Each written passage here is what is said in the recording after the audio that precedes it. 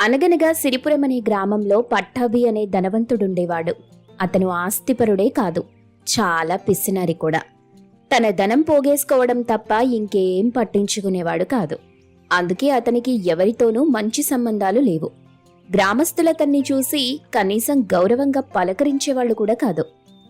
ఆ పట్టాభికి అంత ఆస్తుండేం లాభం? ఏనాడైనా ఒక్కరికి సాయం చేశాడా? అతని ధనమే అతనికి శత్రువు అవుతుంది. ఎందుకంటే ఎప్పుడూ దాన్ని కాపాడుకోవాలనే భయం. దాన్ని అనుభవించడం తెలీదు.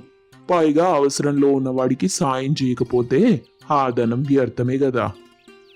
ఒకరోజు రాత్రి పట్టాభి మంచి నిద్రలో ఉండగా గ్రామంలోని గజదొంగ గంగులు నెమ్మదిగా అతని ఇంట్లోకి ప్రవేశించాడు.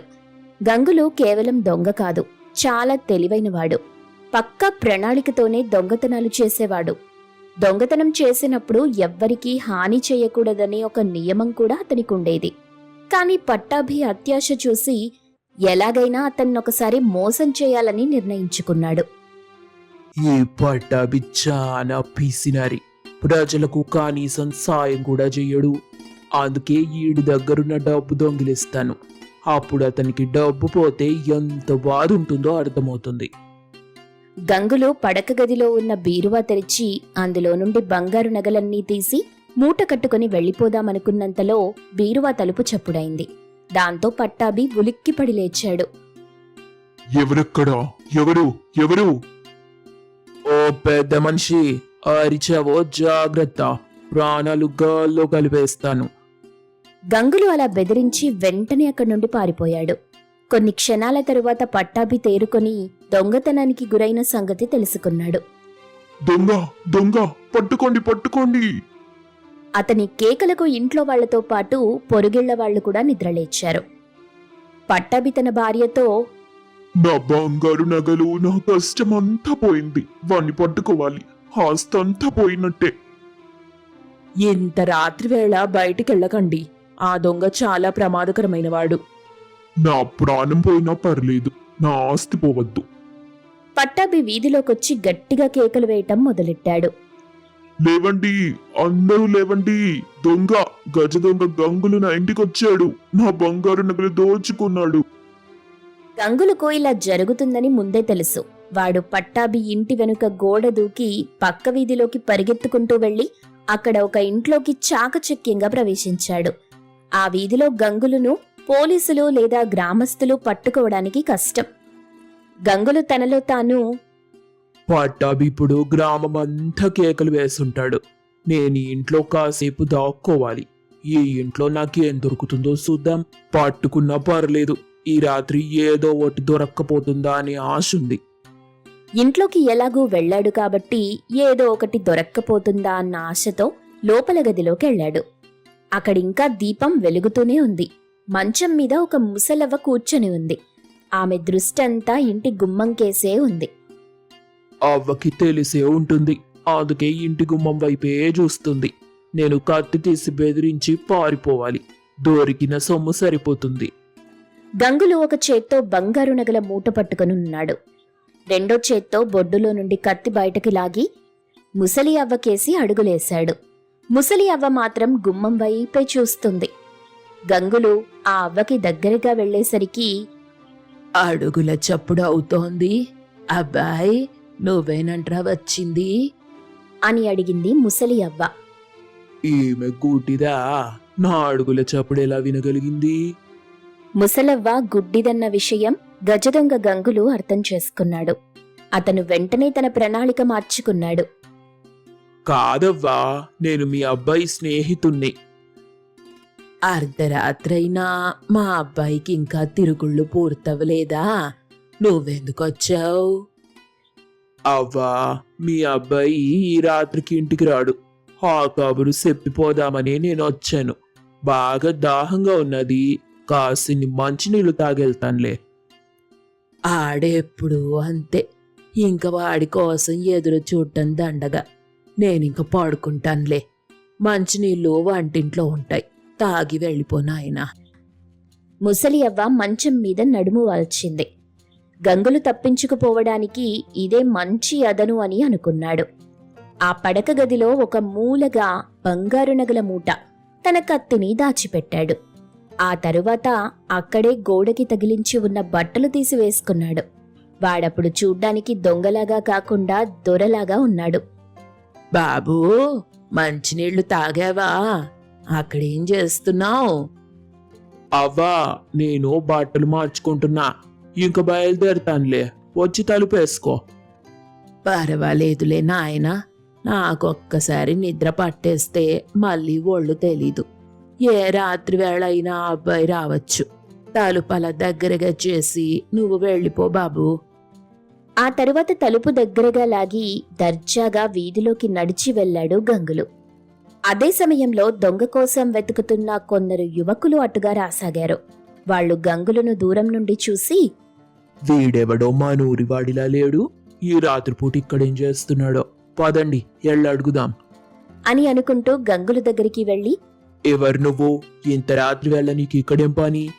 అంటూ అడిగారు. నేను ఎదురింటి అవ్వ వాళ్ళ కొడుకు స్నేహితుణ్ణి. ఆవిడ కొడుకు కబురొకటి చెప్పిపోదామని ఇక్కడికి వచ్చాను. వాడు చెప్పింది ఎంతవరకు నిజమో తెలుసుకుందాం. పదండి, అవ్వ ఇంటి వైపు బయలుదేరదాం. గంగులకు గుండె జారినంత పనైంది. వాళ్లంతా కలిసి ముసలి అవ్వ పడక గదిలోకెళ్లారు. అంతమంది రావడంతో అవ్వ లేచి కూర్చుంది. అవ్వా, ఇతడు నీ కొడుక్కి స్నేహితుడని చెప్తున్నాడు, నిజమేనా? అప్పుడు అవ్వ వాళ్లందరికేసి తేరిపారా చూసి, ఆడు చెప్పేది నిజం కాదు. ఆడొక దొంగ. ఆడు దోచుకొని తీసుకొచ్చిన మూట ఆ మూలన దాచిపెట్టాడు. వెంటనే గంగులు పారిపోవాలని చూశాడు. కాని అక్కడున్న యువకులు గంగులుని బలంగా పట్టుకున్నారు. అవ్వా, నువ్వు చేసింది మోసం. గుడ్డిదానిలా నటిస్తూ నన్నే పట్టిస్తావా? దుక్కలాగా ఉన్నావు. కాయ కష్టం చేసుకుని హాయిగా బతక్క దొంగతనాలు నీకెందుకురా బడవా? నిన్ను నేనే మోసం చేయలేదు. గుడ్డిదానిలా నటించి నన్ను నేను రక్షించుకున్నాను. అట్ట చేయకపోతే అప్పుడే నువ్వు నా ప్రాణాలు తీసుండేవాడివి. అవ్వ సమయస్ఫూర్తిని అందరూ మెచ్చుకున్నారు. గంగులును రక్షక భటులకు అప్పగించారు. తన బంగారు నగలు తనకి దొరకడంతో పట్టాభి తెగ సంతోషిస్తూ, అవ్వా, నువ్వు నిజంగా నా పాలిట బంగారు అవ్వవి. తరతరాల నుండి వస్తున్న మా ఇంటి నగలు మాకు దక్కేలా చేస్తావు. అంతేకాకుండా ఎప్పటి నుండో దొరకకుండా తిరుగుతున్న గజ దొంగ గంగులను కూడా పట్టించిచ్చావు అంటూ అన్నాడు. అవ్వ చేసిన సాయానికి పట్టాభి చాలా కృతజ్ఞత చెప్పుకున్నాడు. తరువాత పట్టాభి తన స్వభావం మార్చుకున్నాడు. డబ్బు పోగేసుకోవడం కంటే మంచిగా ఉండడం గొప్పదని అతనికి అర్థమైంది. అప్పటి నుండి అతను అవసరమైన వాళ్లకి సాయం చేయటం మొదలెట్టాడు. నాగరిపోతే బాధపడ్డాను గాని అవి తిరిగొస్తే సంతోషపడ్డాను. కానీ బంగారు అవ్వ నాకు ఒక మంచి మార్గం చూపించిందే. కష్టంలో ఉన్న వాళ్ళకి సాయం చేస్తే ఆ సంతోషం ఇంకా గొప్పది. ఆ తరువాత చెడు తిరుగుళ్ళు తిరుగుతున్న అవ్వ కొడుక్కి బుద్ధి చెప్పి తన దగ్గరే పనికి పెట్టుకున్నాడు. ఆ విధంగా బంగారు అవ్వ రుణం తీర్చుకున్నాడు. తర్వాత ఒకరోజు అవ్వ కొడుకు పట్టాభిని అడిగాడు. అయ్యా, మీరు మా అమ్మకు సాయం చేశారు, నా తిరుగుళ్ళు మాన్పించారు. మీరెందుకు మమ్మల్ని గౌరవిస్తున్నారు? నీకు తెలీదా నాయనా? మీ అమ్మ నాకు కేవలం నగలు మాత్రమే తిరిగివ్వలేదు, ఒక మంచి జీవితం ఇచ్చింది. నా పిసినారి స్వభావం నీకు తెలీదు. మీ అమ్మ నా కళ్ళు తెరిపించింది. ఆమె నిజంగా నా పాలిట బంగారు అవ్వ. ఈ విధంగా పట్టాభి ప్రజలతో మంచిగా ఉండటం మొదలెట్టాడు. తన అత్యాశని విడిచిపెట్టి మంచి మార్గంలో నడిచాడు. అవ్వ సమయస్ఫూర్తి, ప్రజల సహకారం వల్ల పట్టాభి మారాడు. ఆ విధంగా గ్రామం మొత్తం సుఖ సంతోషాలతో ఉంది. కూనవరం అనే గ్రామంలో మంగపతి అనే వ్యాపారుండేవాడు. అతను ధనవంతుడు. కాని డబ్బు మీద అతనికున్న ప్రేమ ప్రజల మీద ఉండేది కాదు. అతనికి ఒకే ఒక కుమార్తె, పేరు విమల. ఆమంటే మంగపతికి పంచ ప్రాణాలు. విమలకు 9 ఏళ్లు నిండాయి. ఆ సందర్భంగా తన ముద్దుల కూతురికి బట్టలు బొమ్మలు కొని తీసుకొద్దామని పట్నం వెళ్లాడు మంగపతి. నా కూతురికి నచ్చిన దుస్తులు బొమ్మలు ఏవున్నాయో చూపించండి. డబ్బుకి వెనుకాడను. నా కూతురి సంతోషమే నాకు ముఖ్యం. మంగపతి పట్నంలో అన్ని పనులు ముగించుకొని తిరిగొచ్చేసరికి చీకటి పడింది. అతనింటికి సమీపిస్తుండగా ఒక 25 ఏళ్ల కుర్రాడు తమ ఇంటి పెరటి ద్వారం నుండి కంగారుగా బయటకొస్తున్నాడు. అతణ్ణి మంగపతి ఎప్పుడూ చూడలేదు. అప్పుడు తనలో తాను, ఈ కుర్రాడెవడో నాకు తెలీదు. ఈ సమయంలో మా ఇంట్లో ఏం చేస్తున్నాడు? ఈ వాలకం, బిత్తర చూపులు, కంగారు చూస్తే దొంగలా ఉన్నాడు. వీని పట్టుకోవాలి. వెంటనే ఒక్క ఉదుటున వెళ్లి కుర్రాడి మెడ పుచ్చుకొని, ఎవరు నువ్వు? ఈ సమయంలో మా ఇంట్లో కిందకెళ్ళినట్టు? ఇంతకీ ఏం దొంగిలించావో చెప్పు. అని కోపంగా అన్నాడు. అప్పుడా కుర్రాడు బాగా బెదిరిపోయి నోట మాట పెగలక కాస్త తడబడ్డాడు.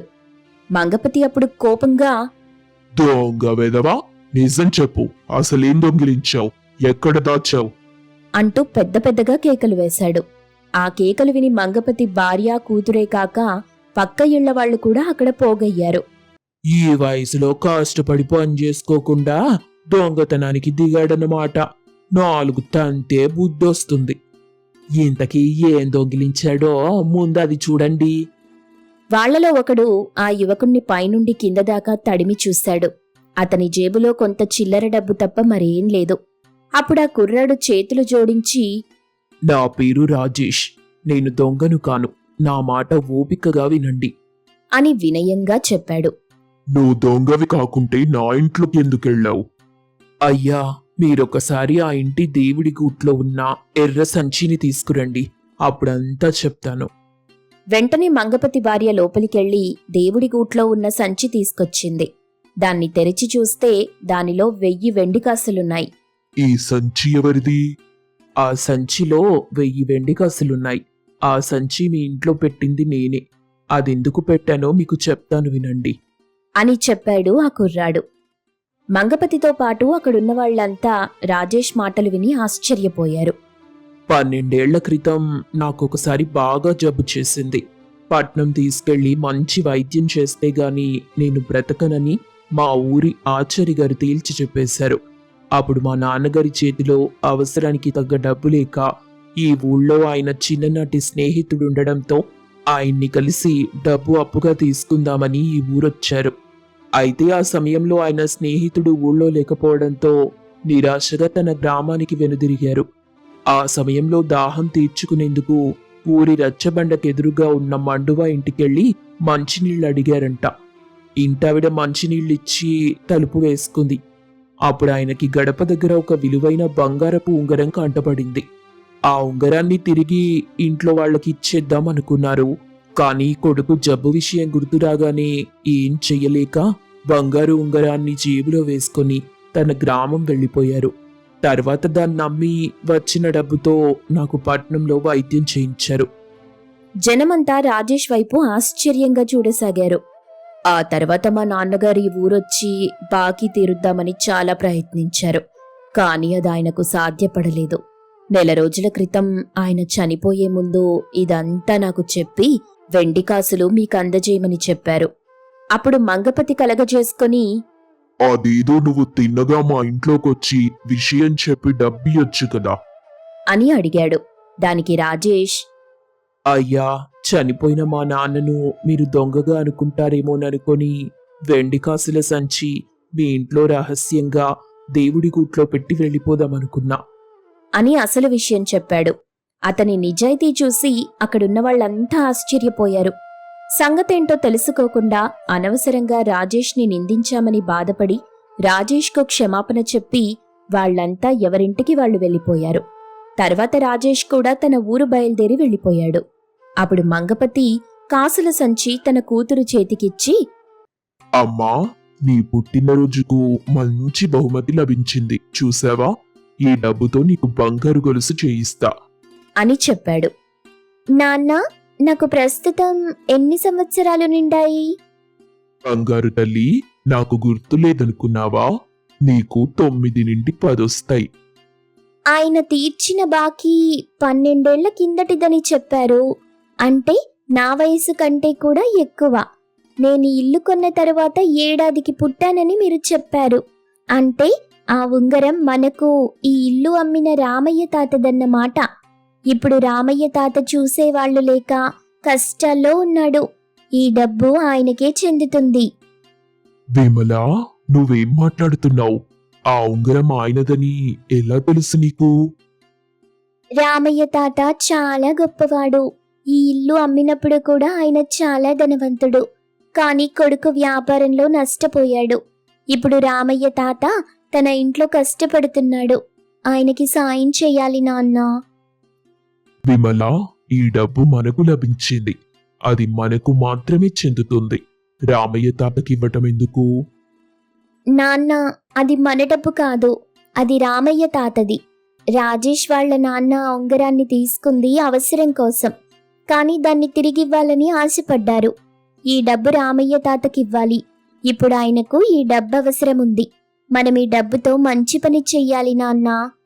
మంగపతి కూతురు దయాగుణానికి ఆనందించాడు. కాని తన పిసినారి స్వభావం అతన్ని ఆపేసింది.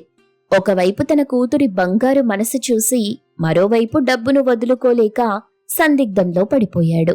తనలో తాను, నా కూతురు చాలా మంచిది, కానీ ఈ డబ్బు పోతే నా వ్యాపారం నష్టపోతుంది. నేను ఈ డబ్బుతో బంగారు గొలుసు చేయిస్తే అది నా కూతురికి ఒక మంచి జ్ఞాపకం అవుతుంది. కానీ ఈ డబ్బు రామయ్య తాతకిస్తే నాకే మిగులుతుంది. ఏది ముఖ్యమైంది?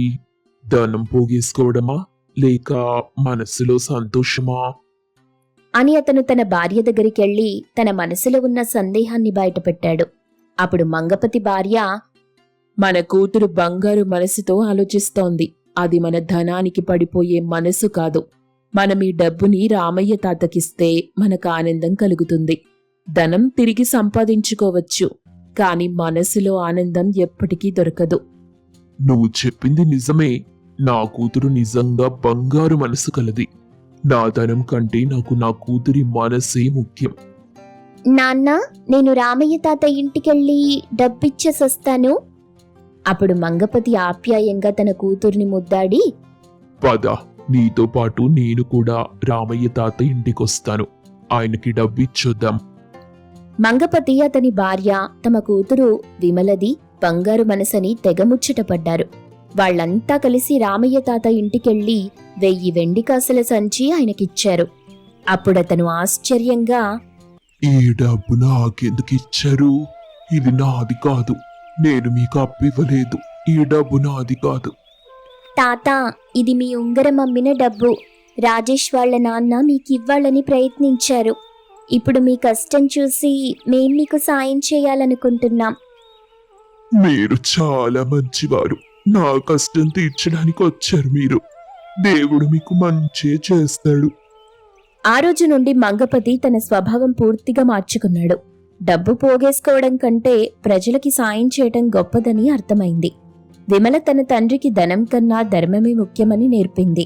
ఆ విధంగా ఆమె యొక్క బంగారు మనసుతో అందరినీ ఆనందపరిచింది.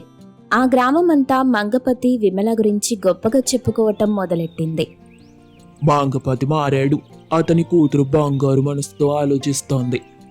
అవునరా, దానం పోగేసుకోవడం కంటే మంచి మనసు కలిగి ఉండటమే గొప్పది.